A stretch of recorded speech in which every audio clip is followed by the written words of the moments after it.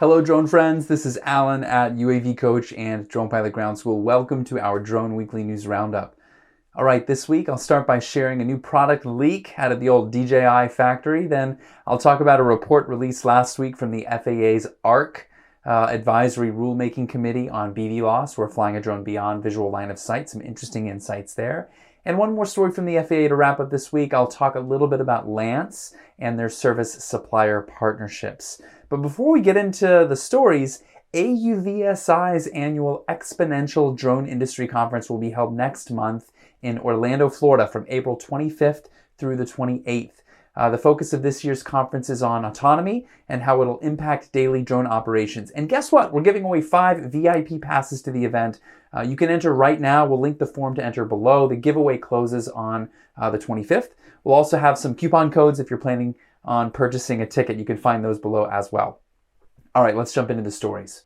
The DJI Mini 3 Pro has been one of the handful of drones rumored to launch in 2022, and recent leaks seem to add credibility that the new drone may be coming soon. The leaked specs include an improved camera, a gimbal that lets you tilt upwards a bit more, some stronger obstacle avoidance, active track mode, a fan favorite, and what's cool to see here as well is this new DJI controller, remote controller with a built-in screen.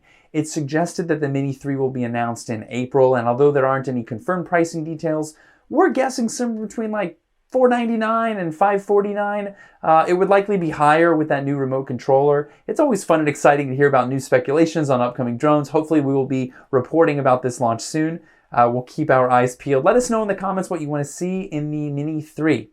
Next up, the FAA's Advisory Rulemaking Committee, or ARC, just published their final report on BVLOS, sharing their research and recommendations for rulemaking on flying a drone beyond visual line of sight, BVLOS. The report is a few hundred pages long, lays out specific guidelines for how BVLOS drone ops could become normalized in the US. Some of the recommendations include developing a new drone pilot operator qualification where as a pilot, you would be going through BVLOS specific training to add a rating onto your existing 107 certificate. That's one piece. Perhaps you're going through more advanced BVLOS training to operate a fleet of delivery drones remotely. I've not fully digested this report yet, but the way I understand it is that there will be different categories of BVLOS flight, similar to how the FAA is building this framework for regulations around drones flying over people. These 4 sort of risk-based categories. This is a huge step forward for US drone regulations. We can't start clapping yet. If I'm remembering correctly, these things take time. First, we would see an NPRM, Notice for Proposed Rulemaking from the FAA, that would be published publicly to regulations.gov. The public can comment. The FAA has to respond publicly, so there's a bit of back and forth.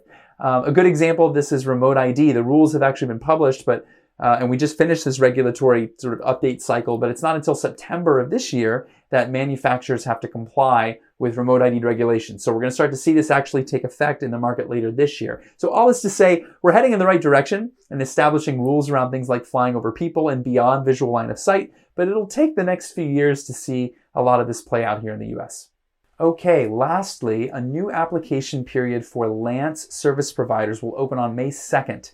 Now, LAANC is the FAA's system for providing instant airspace authorizations for drone ops in controlled airspace at or below 400 feet. It's used to inform drone pilots of where they can and can't fly, to alert air traffic personnel regarding where and when drones are operating in the area. At the moment, there are a handful of LAANC providers. Here are the companies listed on the FAA's website. They have opened up applications for other companies to offer LAANC services through their apps. I think this is something they do once a year or once every couple of years. You can see the schedule here, and I guess it's important to note that you must have a mature product at the time your initial application is submitted. I'm always interested in these public-private partnerships, and we have enjoyed working with the FAA over the last couple of years to advise on and help launch the new trust rules and training for recreational drone flyers. We've had almost 45,000 folks go through that process since June of last summer. So back to LAANC, some fun facts about LAANC. Since its launch in 2017, the LAANC system now covers about 735 airports. In February, we saw the 1 millionth LAANC provided airspace authorization. We are excited to see this program grow. It's crazy to think about life before LAANC.